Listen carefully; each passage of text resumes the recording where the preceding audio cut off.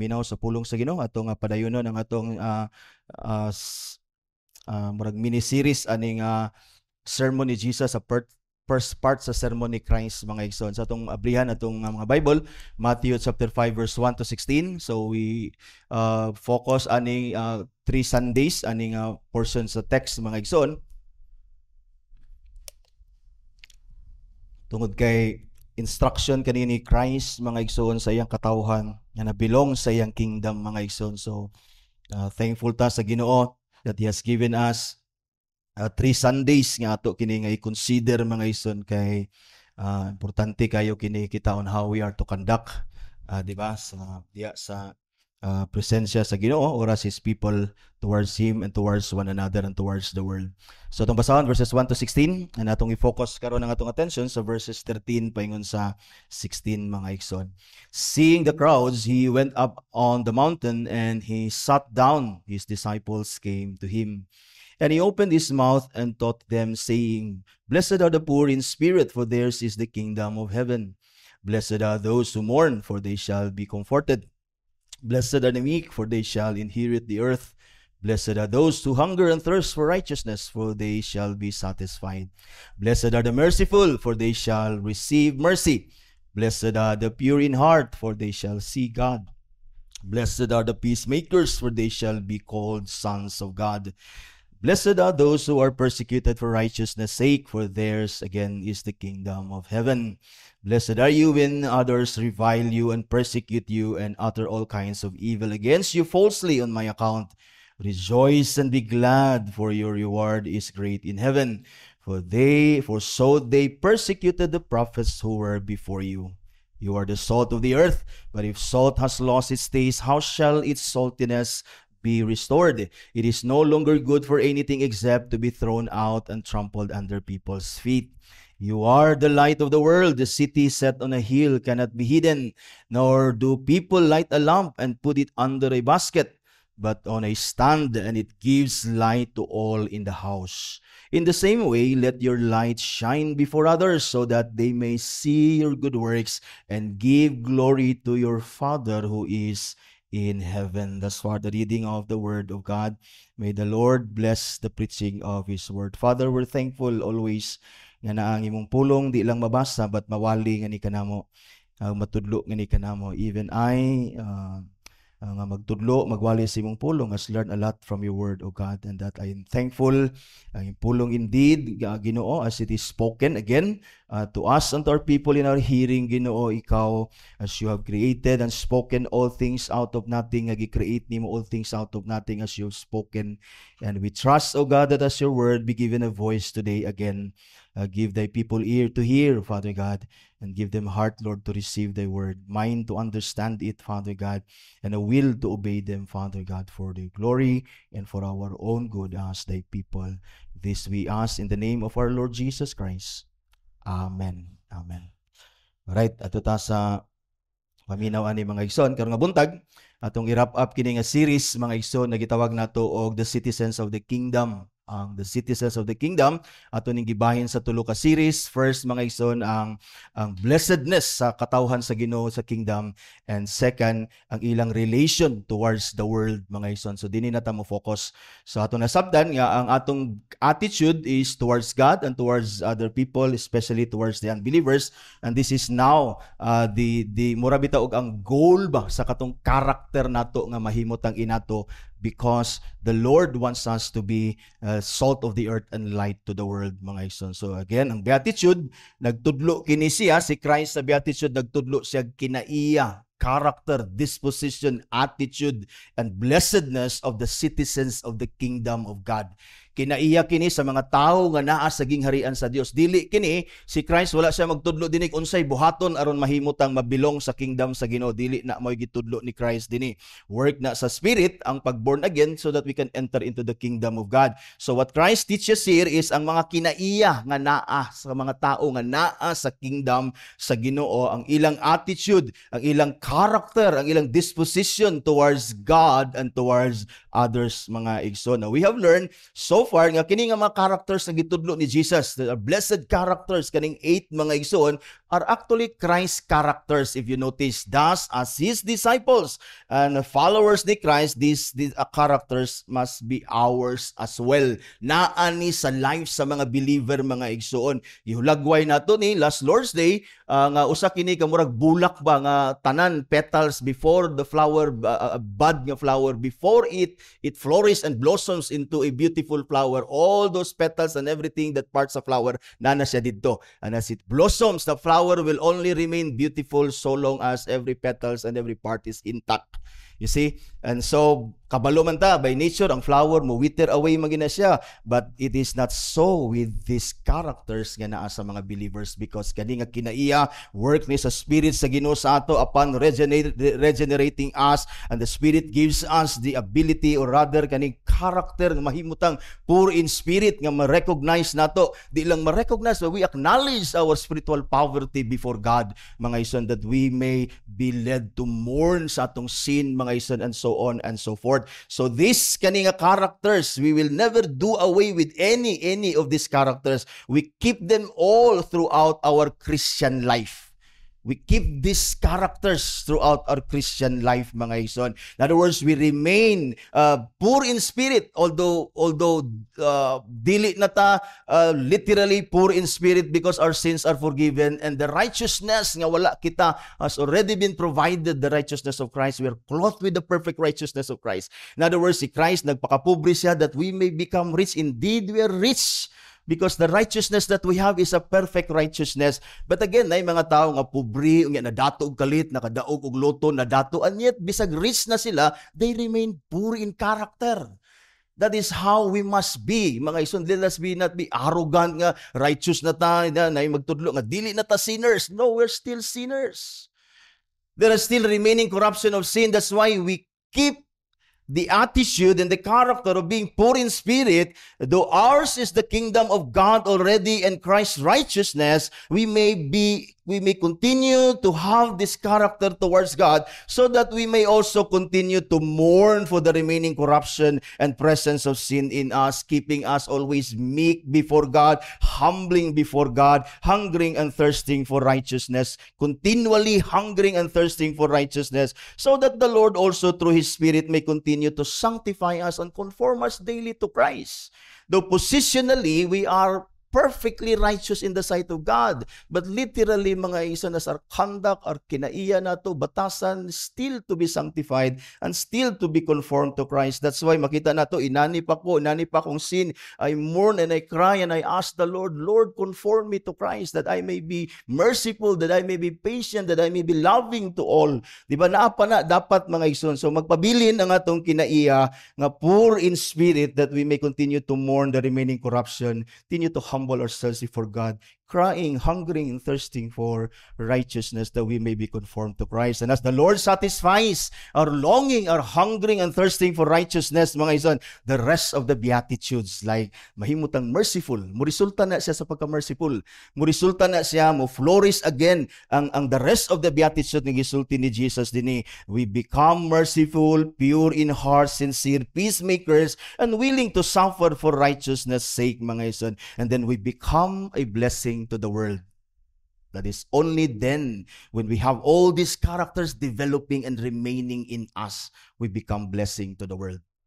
Dili man ta mahimong blessing sa kalibutan, we'll never be able to preach the gospel to them not out of mercy. We must be merciful to them. Otherwise, we'll never ever preach the gospel to them. We must have pure in heart, sincere in heart, wanting nothing from them but their salvation. Otherwise, we'll never preach the gospel to them. Una na watay makuha sa ila, di ta mo preach sa gospel, di ba? Pobre man na sila, ma-member sa church, wag po ikatabang. No, dili na mao atong intention. So, sa ngalan nga nakadawat ta og libreng kaluwasan kapasayloanan, we become people nga naay kasing-kasing longing nothing for others but their salvation, mga ison. We long for them to have peace and to have reconciliation with God. In fact, mga ison, we become willing and more willing to suffer persecution for righteousness' sake. Because we understand, mga igsoon, that these characters are the characters of the people who are in the kingdom of God. Someone writes, this hunger and thirst is personal, but it is more than personal. We long for God to change us, but we also long for Him to transform others and others. or the society, mga igsoon, so that the reign of God will be more visible. Matod pa niya, disciples are not individualists. We do not achieve holiness by withdrawing from the world and the crowd. Thus, we engage as God's people. We are not of the world, but ang prayer ni Jesus, Father, my prayer is not to take them out of the world, but to protect them from the evil one as they engage diya sa kalibutan as citizens of the kingdom of God, that they become salt of the earth and light of the world. You see, Hendrickson writes, tingon siya, the citizens of the kingdom, no matter how despised they are and how insignificant they may seem to be, they alone, and not the scribes and the Pharisees, are the salt of the earth and light of the world. When God satisfies our desire for righteousness, as we are conformed daily to Christ, becoming merciful, pure in heart, so on and so forth, mga igsoon, we are changed and we are conformed unto Christ, mga igsoon. And God uses our changed life, mga igsoon. Gamiton ka na sa Ginoo as He changed us unto Christ, and that He will use the change in us to impact and to influence the world for Christ. That is, God uses us to make a difference in the world, to advance the kingdom of God. And that's the reason why we remain and still remain in this world. Sa ako nagikaingon. Someone writes in siya, Jesus, when He calls us the salt of the earth and the light of the world, He is saying to us, you should make a difference. Matod pa niya, there should be a difference in the world because you are in it. In fact, the only reason why the world continues to exist is because God's people are still there. Otherwise, God will destroy the world, mga igsoon. Ingon siya, you should make a difference. There should be a difference in the world because you are in it. When people come and interact with you, there should be a difference. An impact made by you because of their interaction with you. In other words, as citizens of the kingdom, brothers and sisters, our presence in the world should make a difference. And so let us notice and consider the citizens of the kingdom of God's relation to the world, mga igsoon. So muna itong i-consider ko, our relationship to the world. How are we to relate to the world, mga igsoon? As God's kingdom, that is His rule and reign in the world, which affects the salvation of His people and the redemption of all creation, mga igsoon, we must advance it, mga igsoon, from generation to generation until Christ's return. We who remain must work together and do what we are called to do. I encourage you, ay di na mo focus sa isag-isa na itong offenses. The Lord is sanctifying us daily. I'm not perfect. You're not perfect as well. Mas easy lang kayo mo point of fingers ako because I stood in front of you. But I'm standing in front of you as well. Makita sad na ako inyong faults, but I'm not counting your faults. Because I'm focused sa work ni Christ. We must be focused on what we are called to do. To be salt of the earth and to be the light of the world. Kinahanglan nato ni mo focus ta, mga igsoon. Ano maabta nato ang text ni Christ, ay kabisi pagtangtang sa kong muta, ako nay bahala ana. Tangtangas anang truso sa imong mata. Muna gingon ni Jesus, that we may be able to work together. You see? And so then let us consider how we are, mga igsoon, to advance the kingdom of God. How we are, rather, to relate to the world, mga igsoon. Here, the citizens of the kingdom of God, as after si Jesus nagtudlo, mo niyang kinaiya sa citizens towards God and towards others, and this is how you relate to the world. The citizens of the kingdom of God, in their relation to the world, they are called the salt of the earth and the light of the world. You see, muna kita, mga igsoon. That is, their impact and influence on the world are described in these metaphors. First, let us consider, we are to be the salt of the earth. Kumun man kayo ni, daghan kabalo naman taan ni mga igsoon. But sige lang, ato gyapong paminawan. We are to be the salt of the world. And notice here, si Jesus, nag-address siya, you are the salt of the earth. The you here is, in you are the light, as in you are the salt, as in you are the light. The you here is in plural form. Now remember that in verse 11, si Christ addressing His listeners, He changed, mga igsoon, from blessed are those in third personal pronoun to, ingon siya, blessed are you. It is because we observe that Christ did this because He is no longer, although He is addressing the crowd, but He is now getting personal and addressing His true disciples already, ani nga point. So nag-address siya sa crowds because our text begins with the crowds, and then disciples came to him and he began to teach and to preach, mga ison. And he addressed them in the third person, those, blessed are those, blessed are those. And then later on, diningon siya, blessed are you. Because si Christ is actually talking to his disciples. Because only his disciples are salt of the earth and light of the world. In other words, ako nagigainan, as naaning mga characters sa imo, and you become light and salt of the earth, you yourself will know that you are of Christ. And somehow is a way also to evaluate ourselves of who we are. Because even the kingdom of God in his kalibutan are mixed.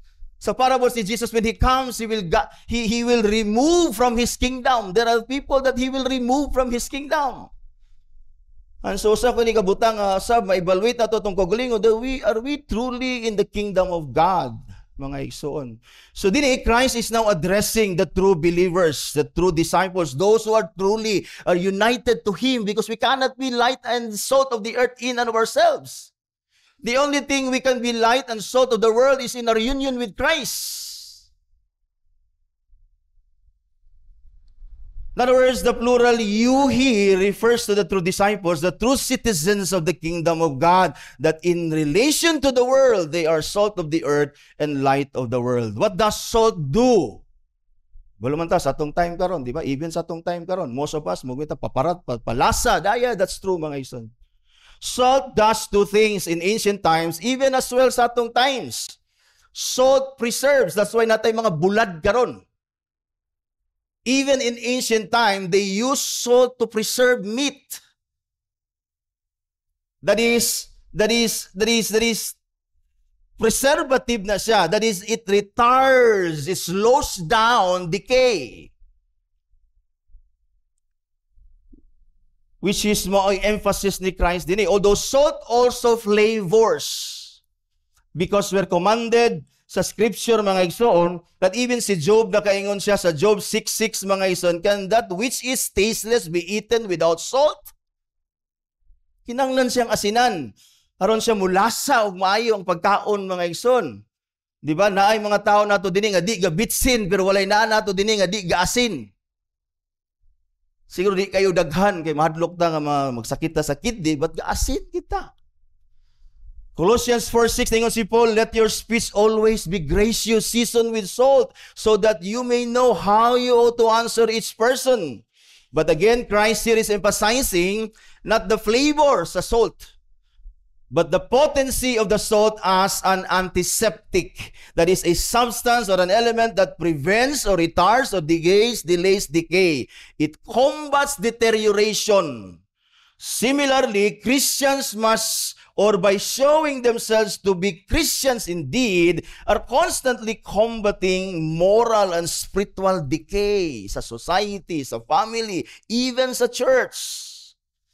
Hendrickson, nagyon siya, how often does it not happen that when a believer suddenly steps into a crowd of worldly individuals, the off-color jokes by which someone was about to entertain his companions is held back. The profanity is left unspoken. The wicked plan remains unexecuted. To be sure, the world is wicked. Yet God alone knows how far more corrupt it would be without the restraining example, the restraining life, and the restraining prayers of the saints. Matod pa niya, salt of the earth. Na imong mga barkada, binuang, tinunto, pag sa naay mong presensya, ma-restrain sila nga magbinuang. Dili kay mo sabay ka sa ilang tinunto.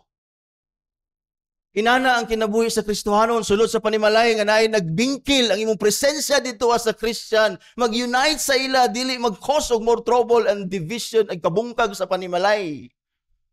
That is the life of a Christian sa society, sa family, even sa church. You see, unta na ay mga plano nga dautan, pag naaka, dili nila ma-execute, na ay mga hinangal, blasphemy sa Ginoo nga remain unspoken because you're there. Naka, they knew that you're a Christian, and then ma-restrain sila. Salted meat slows down its decay. Salt must be rubbed on the meat. Christian must engage to be effectively preserving families, preserving societies, workplaces, and even churches. We must engage.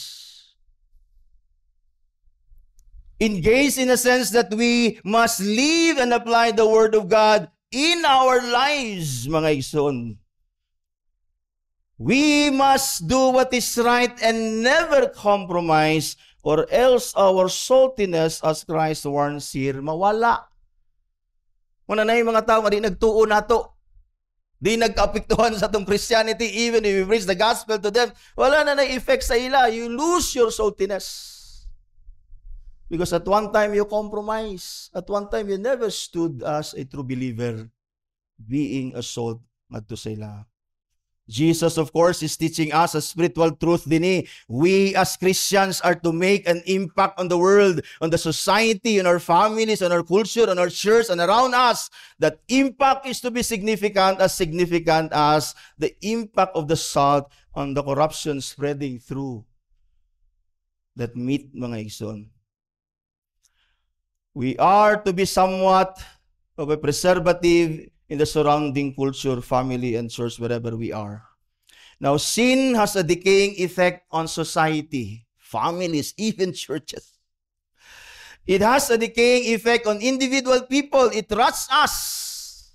It corrupts us. And since society and families, churches are made up of people, sin can spread and it can rot the whole church, the whole family, the whole society. Christians are to make an impact in slowing the process down.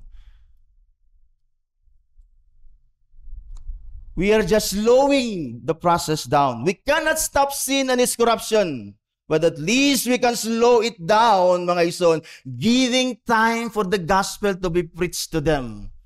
Manotice ni mo din the salt and the light work, mga igsoon, complementarily. Salt preserves and retards decay, delays decay. The light of the gospel, or the gospel be given time, mga igsoon, to show its light to the sinners, mga igsoon, saving the elect, mga igsoon.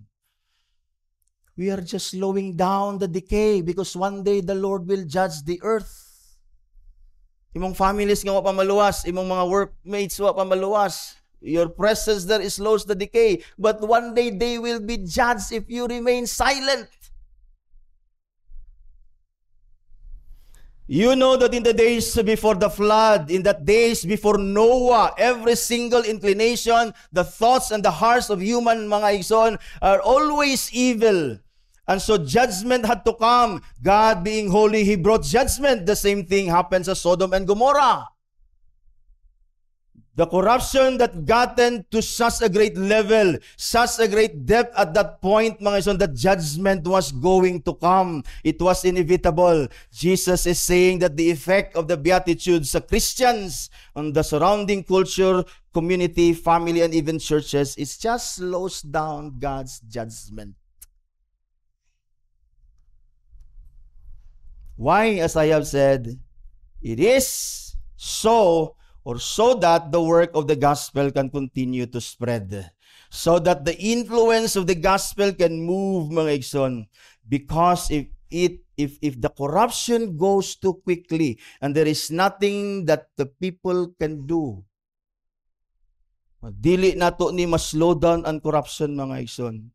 God will outrightly judge people. There is no opportunity to share the gospel if we will not be the salt of the earth to slow down the decay and the pouring out of God's judgment like Sodom and Gomorrah. Makita nimo ang Ginoo ga-judge siya sa mga nations surrounding Israel. Muingon ang Ginoo na puno na ang iyahang bowl sa wrath, ready to pour out. And the only reason why God is restraining Himself, it is because we're still in the world. Napay trabaho, gipakita o gipatrabaho sa Ginoo sa atoa, mga igsoon. We cannot stop sin, we cannot stop its corruption, but at least, as salt of the earth, we slow down their decay and giving time sa gospel to be preached sa ila. Nahimo batang preserver or destroyer sa relationships? Nahimo batang nagpasiuli, peacemakers, nagpreserve sa family, nagkabulag na untang managtiayon, mga igsuon, gaaway na, simbahan, gagakabahin-bahin, mga igsuon. Are we preservers? Or are we destroyers of relationships in the family, even in the church?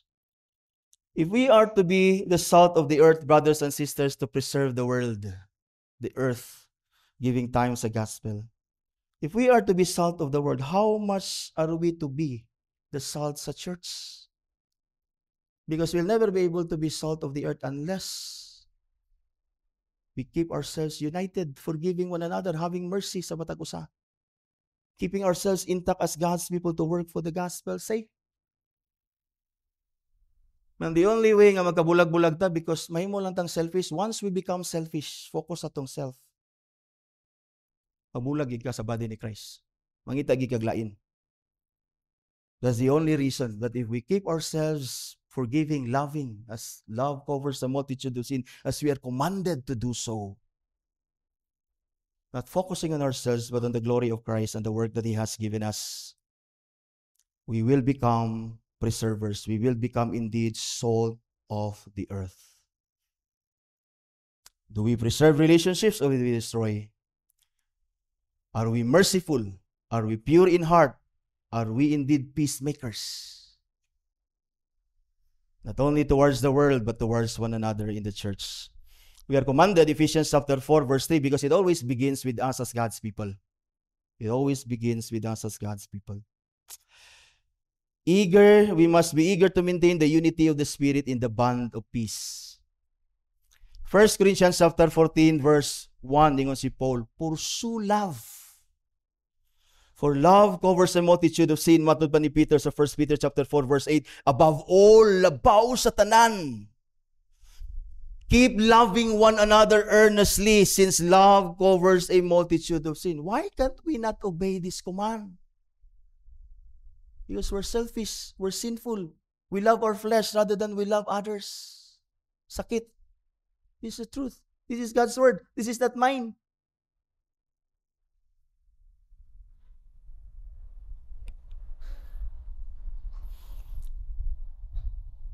Sa kapilanthropist, dumduman ako sa sermon illustration ako sa Pentecostal pa. Kung gipangita din ako sa makita, but I remember sa iyang observation. One philanthropist rightly observed, matod pa niya, that the only reason why societies today as compared to ancient societies nga nahimo siyang more civilized.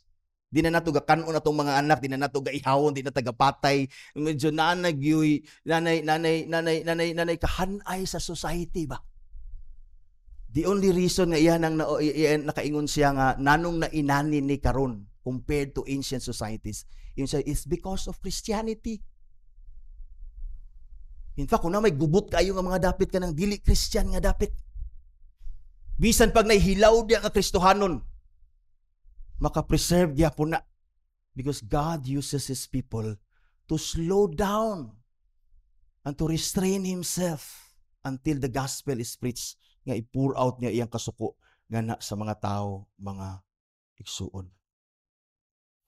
Christianity preserves family, societies, communities, even nations of becoming as evil as anyone can be. Inana ta. Inana unta ta. And for us to be salt of the earth, we must be known for being true Christians. Although salt works secretly. Matod ba? Why yung nakabalo? Di takabalo how salt preserves. Wala kabalo how salt preserves kanang bulad nga dili siya gakadugta. Gaka-slow down ang decay sa bulad, but ang bulad dili na siya forever. Nanay time nga di na nimo siya pwede kanon. Because ang salt just somehow, again as I have emphasized, slow downs decay. Na nag-research ani, akong gitanaw ang research because he also wonders how salt works as preservatives. Matod pa niya, salt prevents actually moisture. That's why ang bulad, makita nimo bulad dry. Di ka kitag bulad nga basa. Basa na siya pirmero, ibulad ba't kadugayan, ibulad na siya, mabulad, ba't yung imo nang isuksok even dito sa kahon, magpabili na siyang dry because of the salt. Matod pa niya, because salt, mga igsoon, matod pa niya, moisture carries bacteria from spreading from place to place. There is a bacterium in one place, and without the salt, kuno, matod pa niya, it is going to move all the way through that meat, mga igsoon. Mo spread na siya, then mabaho, madikay ang meat. It is going to multiply, matod pa niya, it is going to grow, and then mudikay ang maong isda or maong meat, mga igsoon. But kung imo ko nung butangan og salt, it does not spread quickly. It slows down the decay. The bacteria will remain there. Until dry na siya, wala na moisture, ang bacteria mamatay. And so, ma-preserve ang maong meat. Now, if you eat kuno meat in salted longer time kuno, it's di na siya maayo because mo spread na og maayo. Matod pa niya, it does not totally get rid of the corruption of the bacteria. Pareho na sa atong gingon, sin and corruption, we cannot avoid them. We just slows down its decay. So when the church suffers ani, atong punggan, asinan na to. Kay para dili mo spread ang decay nga mabungkag ta. Imong family, asini, aron dili mabungkag ang kaminyoon. Ang society, ang workplace, ayaw pag-cause of division sa church. Or rather dito sa imong trabaho o bisag asa ka, be a salt that preserved corruption, mga igsoon. Because we know nga ang sin, mga igsoon, corrupts and it spreads quickly kung dili ta mahimong salt to preserve relationships, mga igsoon. Salt works secretly and silently in contrast to the light that it shines openly and publicly. We must be known for being Christians by living our faith without compromise wherever we are. Because when we compromise, as ako nagikaingon, we lose our influence, we lose our impact, we lose our saltiness. Pati ba man na siya hopeless? Go somewhere else. Naway nakaila sa imo kaniadto. And be salt there. Because if we lose our saltiness, muningon ni Jesus, but if salt has lost its taste, how shall its saltiness be restored? It is no longer good for anything except to be thrown out and trampled underfoot. Kabalo ba mo that salt never ever loses its taste? Ato pa sa mga scientists, na elements sa salt, NaCl, sodium chloride, it is a stable element. It is impossible for salt to lose its taste. Otherwise, it's no longer salt.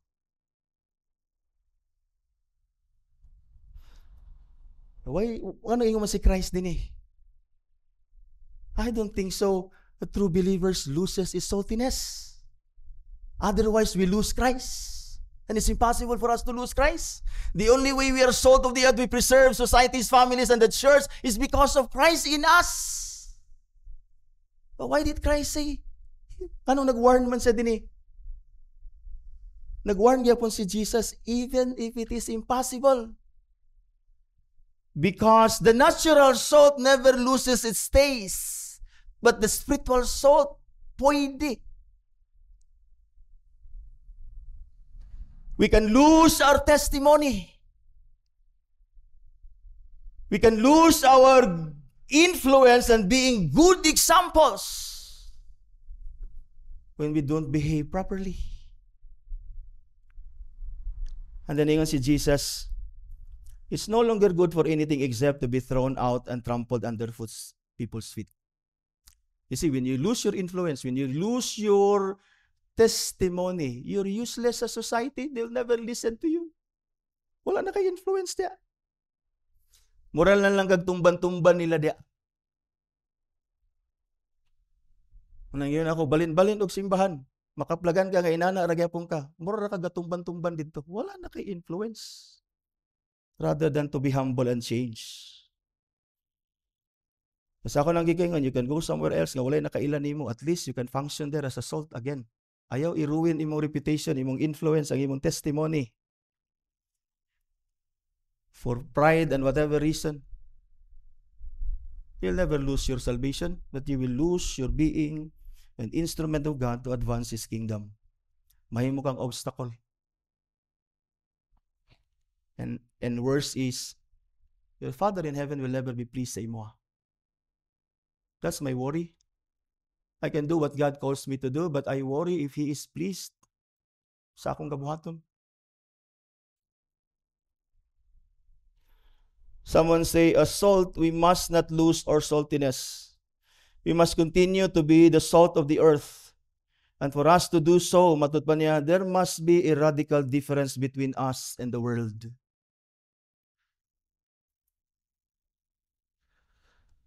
Isahay, mailad ka sa kaning iodized salt, yung mura sa sugar.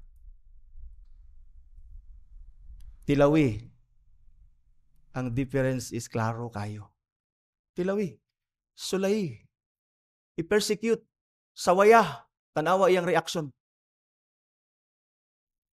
How one responds to every situation reveals if he's a true Christian or not.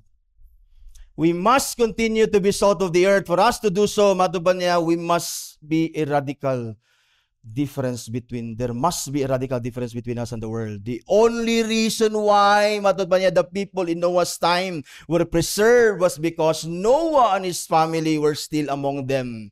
The moment they were taken away on the ark, the whole human race was drowned to death in judgment. Same, matuban niya, as in Sodom and Gomorrah, judgment was delayed because of Lot and his family, or Lot and his family's presence in the region. But the moment they were taken away, God's wrath was poured immediately. And maybe the reason why your family is napadya, wa pa judgment ang Ginoo, taliwala na sin sa imong family nga imo ra gipasagdan. Maybe because you're there and you're still there. Gamita na nga makapreach ka gospel as we see later on. Our families, our communities, our societies, the earth is preserved. Judgment is delayed, retarded because of the Christian's presence on earth. We must make a difference. Bisag parehara tagdagway sa asukal, we must keep our saltiness.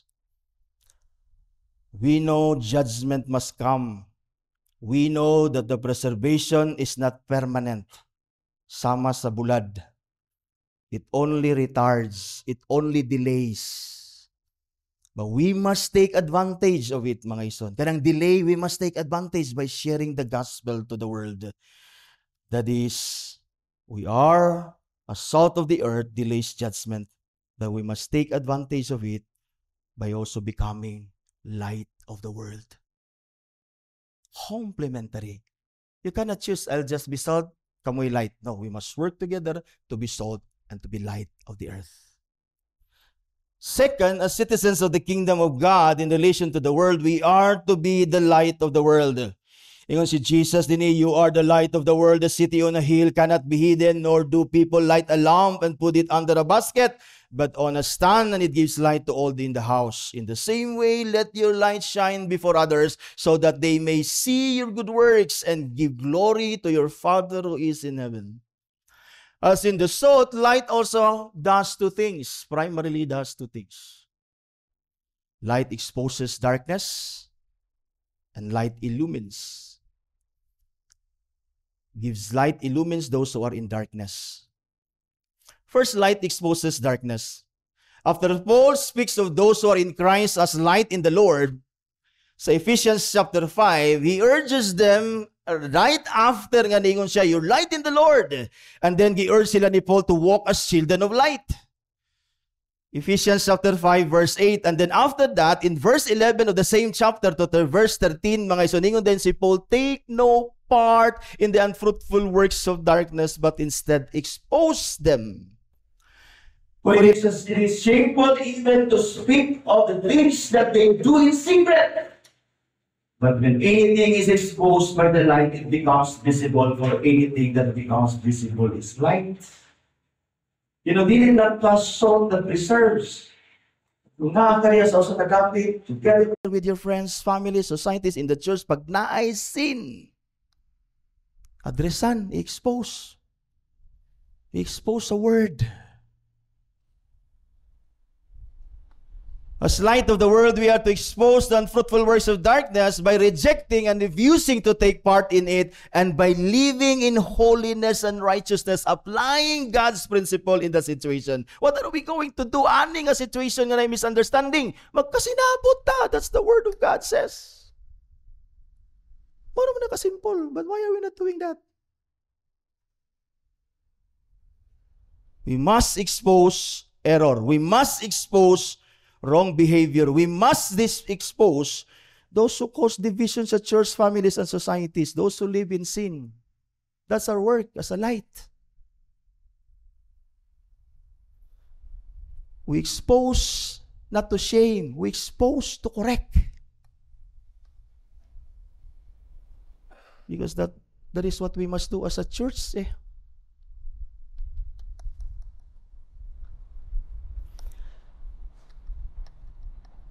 That's why the light, God's word is light. Lamp unto our feet and a light unto our path. As we gather ourselves, we listen to the word of God, we are exposed. God's word is exposing our motives, exposing our intentions, exposing our sin. Dautan, dili. Dili. If dautan sa imo, it's because you still live in sin.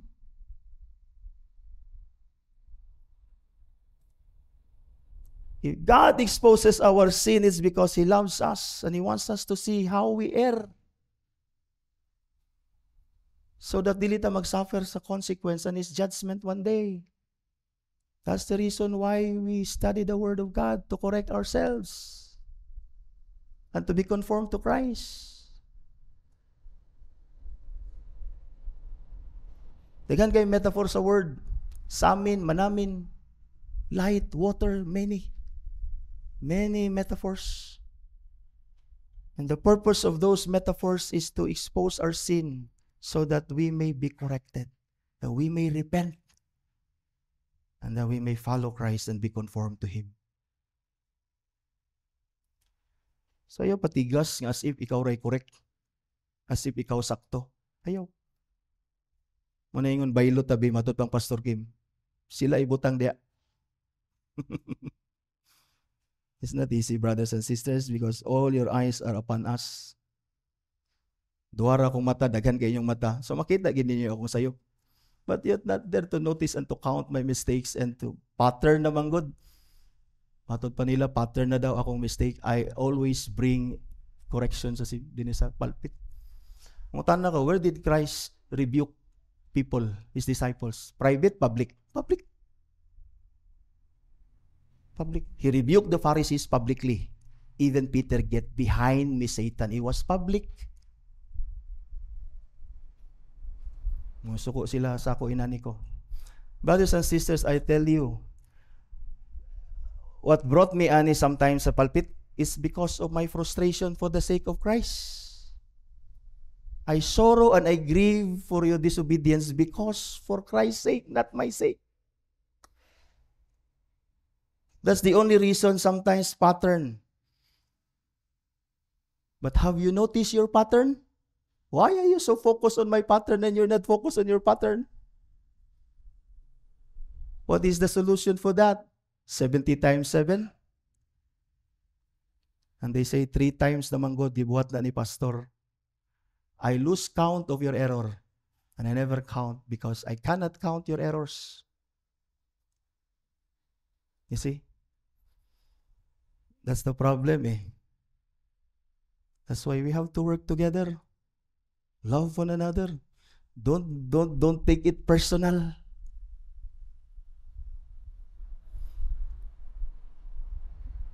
Gitanaw niya akong pattern. Wa sila kabalo sa ilang pattern. Mutan ako, kinsay sigig absent. Kinsay dilig simba, ako kamo. Kinsa may ga-disobey, ako kamo. And you see yourselves better than me. You claim to be sheep and yet you don't follow and obey. Naingon ang Hebrews, gingnan ta, obey your leaders aron mahimong joy ang ilang panglid kay manubag sila sa Ginoo. I tell you, akong paglid sa kaning mga tao is not joy anymore. They're burdened, hard to Very hard to lead. Sometimes makaingon ko, God forbid, Lord. Yan si Pastor Kim sulati. Because gisulatan ganila ilang member, 2 Sundays ra nag-absent. Nag-absent sila kay maulaw sila na kay nakamiss na sila. Why would I write letters to people who willfully rebel? May na sila nga, dala na po na ako sa palpit. Ngayon po sila nga, the Pharisees, we're not against God, we're against you. Pa sila kabalo nga si Jesus, Son of God. We're not against God, we follow Christ. You deceive yourself. And so, let's just work together, be a light of the world. Let's just be light of the world, salt of the earth. Let's just join our hearts together, ani. This is what I'm supposed to do. And so I must expose error, I must expose sin. May mutudlo din and yet do not obey Christ. Klaro kayo, dili ga obey ni Christ. The Corinthians nga church is the most troubled church. Galatian nga church was troubled. Find me a verse na na-instruction si Paul. Find another church. Wala. In fact, sa 1 Corinthians, diha nagsulti si Paul, what is love? Because again, there is no command to like one another. It is the command to love one another. And so we must expose error to prevent division sa church.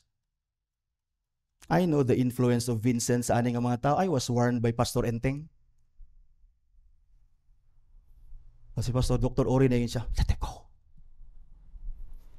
Parang ako lang sa inyo, it pains the church, it sorrows the church. It's easy for us to leave.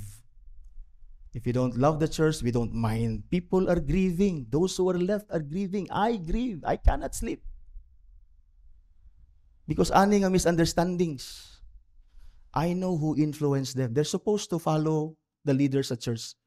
They're following somebody else who's not even following Christ.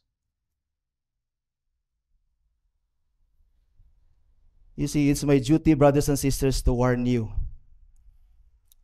I know I'm saved. I know you're saved.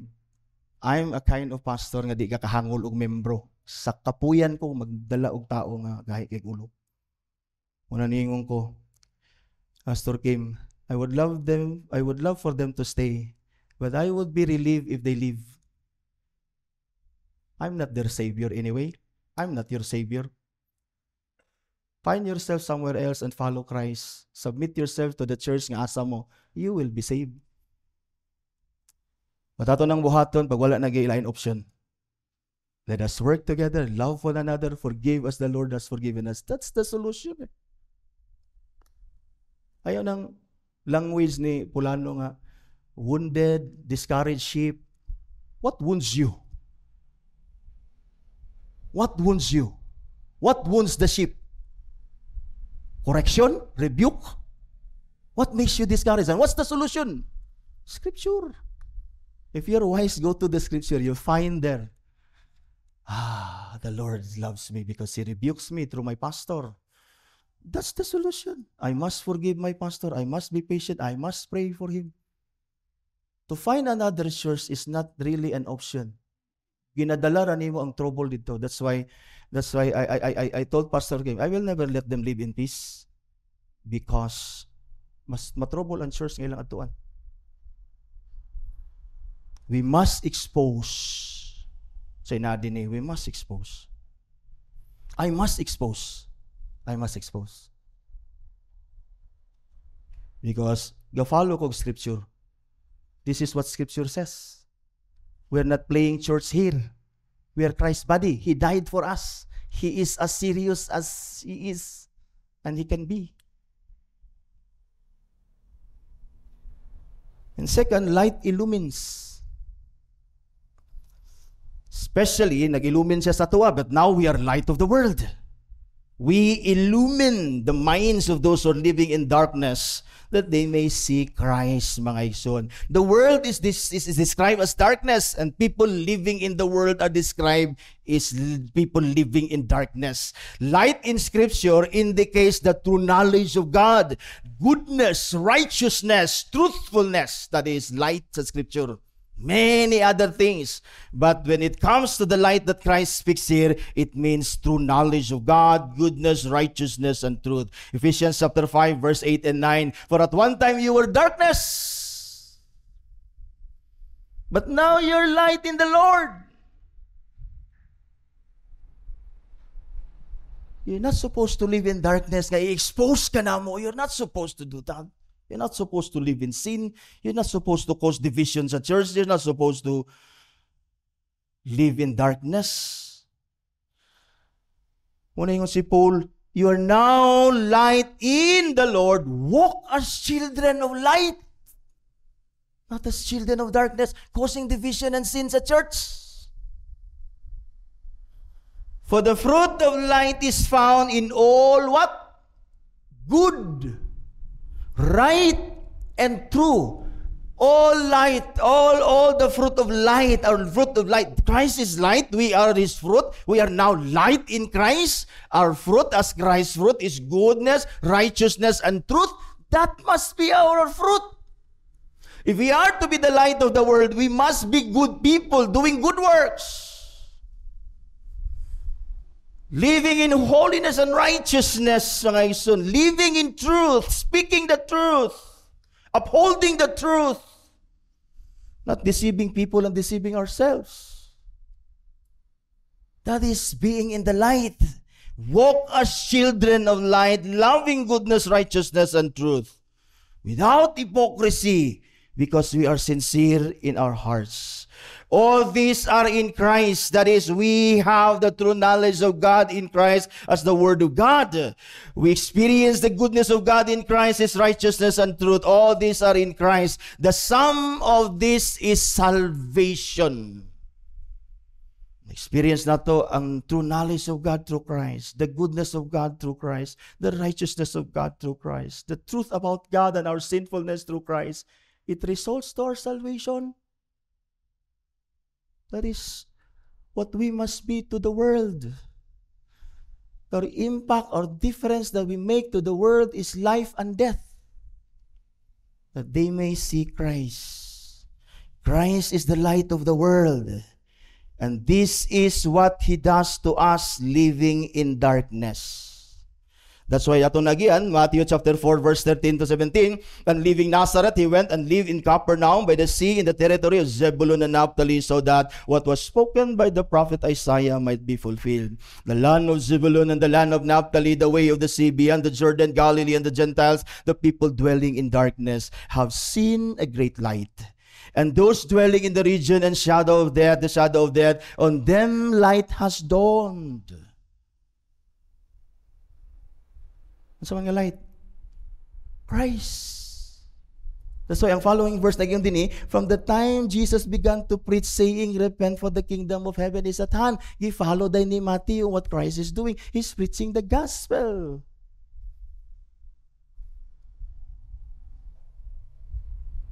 This is what happened to us, brothers and sisters, when the gospel of Christ was preached to us. We saw the light. Our minds were illumined and understand our sinfulness, the holiness of God, and the gospel, the free forgiveness, righteousness, and salvation that is offered in the gospel. As Paul tells us in 2 Corinthians 4:6, in their case, the God of this world has blinded the minds of the unbelievers to keep them from seeing the light of the gospel of the glory of Christ, who is the image of God. For what we proclaim is not ourselves, but Jesus Christ as Lord, with ourselves as your servant for Jesus' sake. And then siya, for God who said, let light shine out of darkness, has shown in our hearts to give the light of the knowledge of the glory of God in the face of Christ. To the gospel.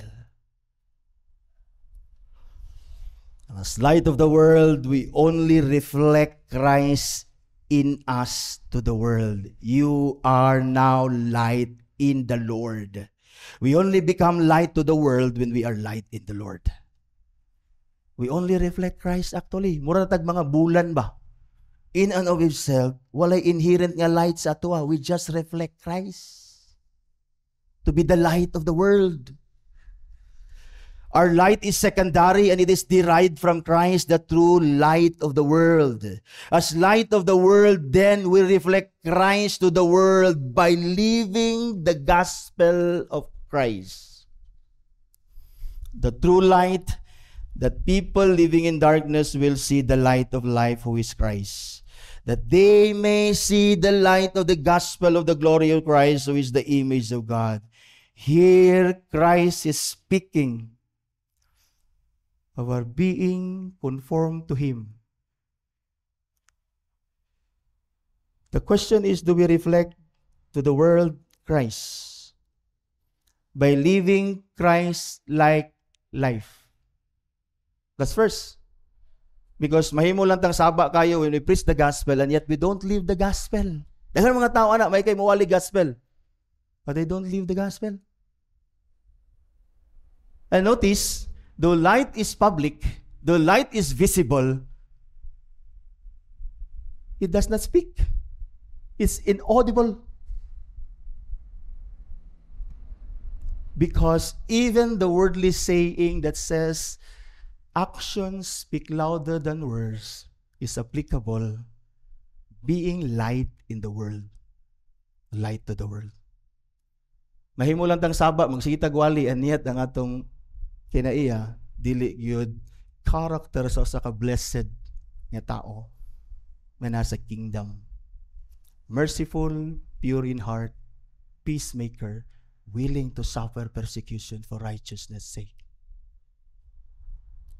Musta ta, brothers and sisters? Are we reflecting Christ to the world? Na by good works, which is the fruits of righteousness? Nahimo batang kahayag sa uban? Pinagi sa tong pagkinabuhi o bisan sa tong pagsangyaw unya sa pulong sa Ginoo?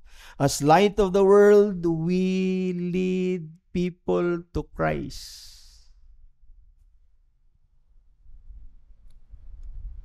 Though we preach the gospel to others, but if we preach the gospel without living it, people will not see the light of the gospel in our lives. Because ako nagikingon, in this sense, matter, action speaks louder than words. Light is visible, not audible.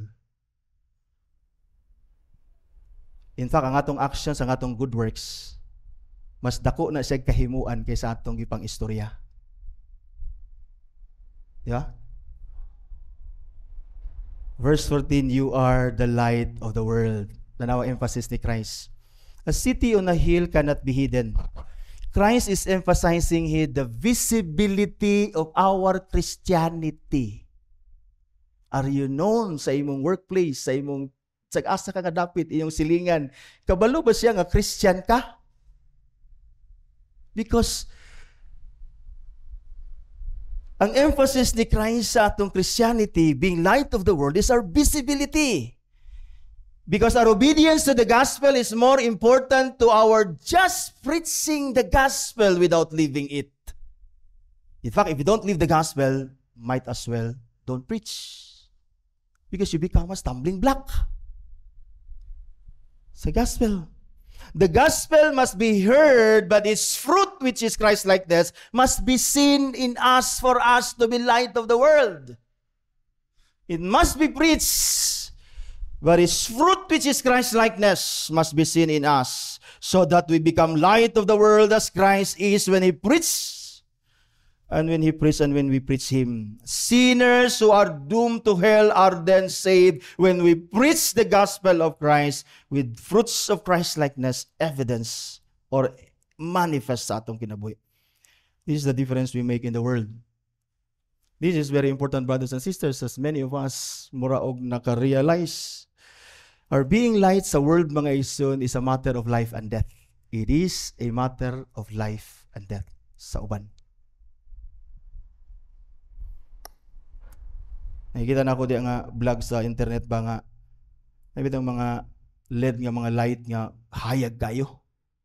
O imo na siyang ipasiga, isa kang mag-una, suwawan. Kay maigo ilang side mirrors, wow, masuko sila. Kung ilang palungon, pagsigag utro, tuwa na sa basakan.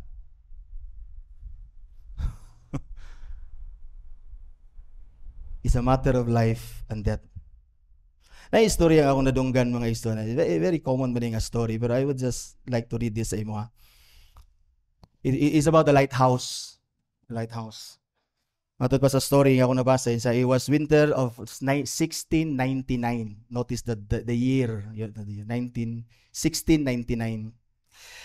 A stately trading ship, a sailing vessel, was sailing along the southern coast of England. As she approached the Eddystone portion of the coastline, the ship's captain was tense. Uyawan siya. His navigator announced that they were nearing the infamous Eddystone Reef because tagkan na kay barko nalunod diha sa Eddystone Reef, which had caused, matod pa din untold wrecks over the years, costing hundreds of sailors' lives and sending thousands of pounds worth of cargo to the bottom of the English Channel. Now, the reef was consisted of a cluster of rocky pinnacles just below the surface, invisible to the eye but deadly to the hulls of wooden sailing ships. Deadly kay ilang barko kahoy man, pag-iguan na, buak. May nang puthaw kay makumi raman. So matod ba, deadly to the hulls of wooden sailing vessels. The captain knew that the reef 9 miles off the shore of England was its worst in the winter, especially the foggy weather. Di kanila maklaro ang coast. Suddenly, his watchman called out, "There's a light just off the starboard. There's a light." Nakita niya ang light. And the captain stared to the fog at a glowing beacon. Nakita niya, and suddenly he realized that the rumors was true. Kaya naman ko'y hungiyong nadunggan niya that somebody had actually built a lighthouse on the Eddystone Reef. Tinuod ay, kaya iyang na-realize na it was a lighthouse. That lighthouse, matut pa sa story, saved his life that night and the rest of the crew as he ordered the navigator to sail wide around. The Eddystone Lighthouse was built by someone named Henry Winstanley in 1698. 1698, year lang before.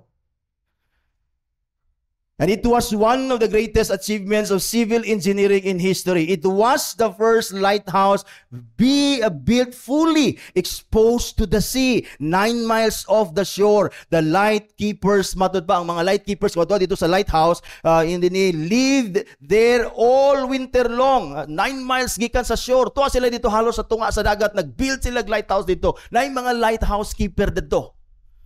Iwang may kurente, ang ilang trabaho dito, all winter long, their job was to keep the light alive by replacing the 60 candles as they burn down. 60 ka kandila. Ilan ang dagkutan dito kay para lang gid siya magsiga. They risked their lives. In sila day, how many times do you think that they had to replace those candles? And there was also a great big hanging lantern with a big fire in it, and they had to keep it burning while at the same time preserving their own lives from the threat of fire. Those light keepers in that lighthouse risked their lives at winter in Winstanley's lighthouse. Ingon din siya. But the winter of 1699 was the first in centuries that there was no shipwreck on Eddystone's Reef. In other words, katulang nga tuig nga walay nalunod. Year after it was built.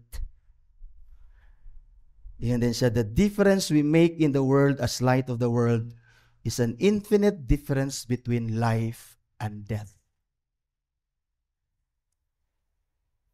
We must be visible. We must be known as Christians. We must keep our testimony well. We must do good works. Ningon si Jesus, a light on the hill cannot be hidden. City on hill cannot be hidden. We're not supposed to hide. In fact, si Jesus, sa 15, ningon siya, nor do people light a lamp and put it under a basket, but on a stand and gives light to the whole house.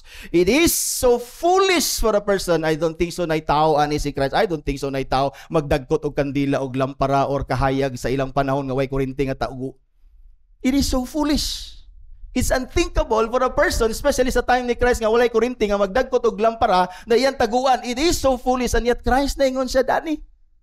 Christ is saying, if you're a believer and you're not visible, you're living and you're doing good for the sake of the world, You're foolish. You don't care about others. Bahalag malunod na sila diya, bahalag mabangga na sila diya, bahalag ma-shipwreck sila. You don't care about others. You don't let your light shine to the world that they may be saved. Christ is saying, you're a fool.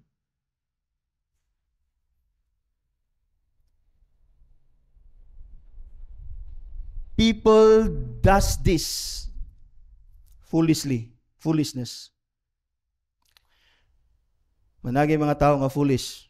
And so Christians, when we hide our Christianity to others, we become foolish. Citizens of the kingdom should not be so. We must not hide our light. Ano nga si Jesus sa 16? In the same way, let your light shine before others. The light here is our good works, the fruit of the gospel in us, our Christ-likeness. Christ is just simply saying, just be like me. Merciful, pure in heart, forgiving, loving, reconciling people unto the Father, preaching the gospel of the kingdom of God. Wala mag-mind si Christ yang koglingon, even if he was persecuted, gisaway, he continued to be the light of the world. This is the impact and the difference we must make in the world, brothers and sisters. To be like Christ. Because the Father is only glorified in Christ. That's why si Jesus in the same way, let your light shine before others so that you may see your good works and give glory to the Father who is in heaven. Here, the people in the world will see the Father's work in us, conforming us to His Son. Thus, those who see the light of Christ's likeness in us will glorify the Father, which is our chief end. The chief end of man is to glorify God and enjoy Him. How can we glorify God? Only in our union with Christ. If our families, if our job, if our lives, even if our church is apart from Christ, God has no glory there. If our religion is without Christ, if our good works is without Christ, if anything we do apart from Christ, God has no glory there because God is only glorified in Christ. That's why our good works, which is Christ-likeness, bunga sa gibuhat sa Spirit sa tuwa in our union with Christ. That's the only thing glorifies God. That's why ningon si Jesus, do good works.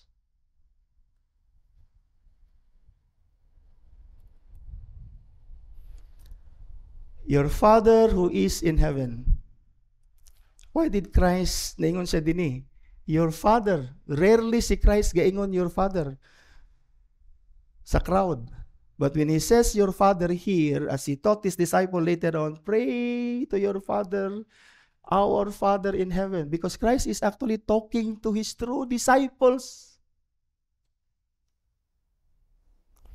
The citizens of the kingdom. The children of God who indeed are conformed to Christ, are salt of the earth and light of the world. Here in our text, brothers and sisters, atong study, gi-introduce ni Christ, gi-describe ni Christ ang character and then ang right response to His followers sa persecution sa world. Mao ni ang this is how we relate to the world. Even if we are persecuted. Keep your testimony. Continue to do good works. Be the salt and the light of the world. As citizens of the kingdom, our presence in the world should make a difference. And the difference, paminaw, and the difference is Christ in us. Christ in us, making us the salt of the earth and the light of the world. That is how we become light and salt. The difference na atong mahimo dinis kalibutan is Christ in us. That's why tagaig dakog value ang imong pagka-conform ni Christ.